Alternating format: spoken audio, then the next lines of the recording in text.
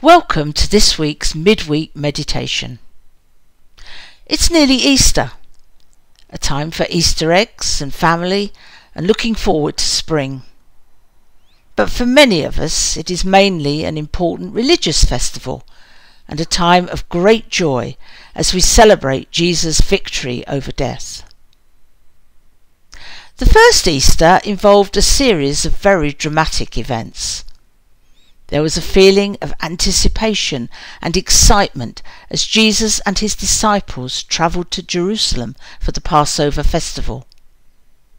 Jesus tried to prepare his disciples for what was to come, but they really didn't understand very much.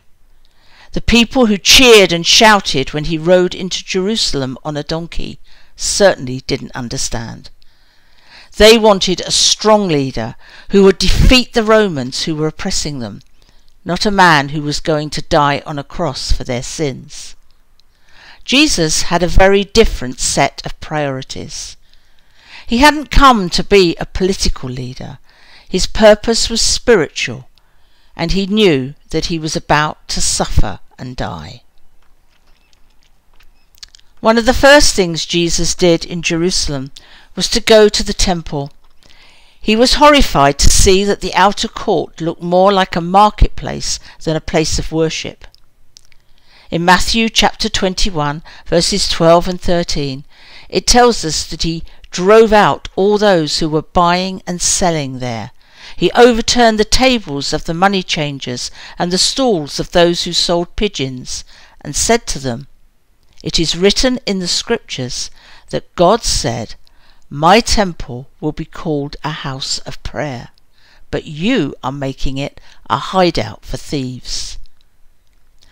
This may seem a very surprising and violent reaction, but Jesus knew that the people were being cheated when they came to make their sacrifices, and he wasn't prepared to stand by and let it happen.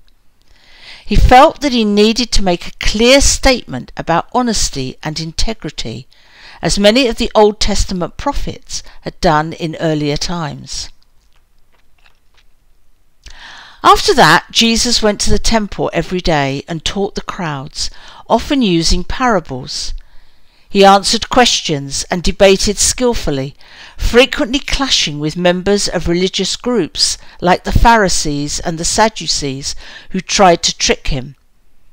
They hoped that he would say something that would upset the Romans so that he would be arrested, but Jesus was far too clever for them. In Matthew chapter 22, verses 16 and 17, some of them came to him and said, "Teacher, we know that you tell the truth. You teach the truth about God's will for man without worrying about what people think, because you pay no attention to a man's status. Tell us then, what do you think? Is it against our law to pay taxes to the Roman emperor or not?" Jesus saw right through them and called for someone to bring him a coin. He then asked in verse 20, "Whose face and name are these?" "The emperor's," they answered. So Jesus said to them, "Well then, pay the emperor what belongs to the emperor, and pay God what belongs to God." It tells us that they were amazed and went away. Jesus was not going to be tricked into a direct confrontation with the Romans. Yes, he knew that he was eventually going to be arrested, but it would be when the time was right, and he still had things to do and say before that happened. We might want to ask why the religious leaders were so against Jesus. A few of them seemed to have been impressed by him, but most of them resented him. They felt he challenged their authority, and some of them were simply jealous of his popularity with the crowds. In John chapter 11 verse 48 we learn that they were worried that the Roman authorities will take action and destroy our temple and our nation.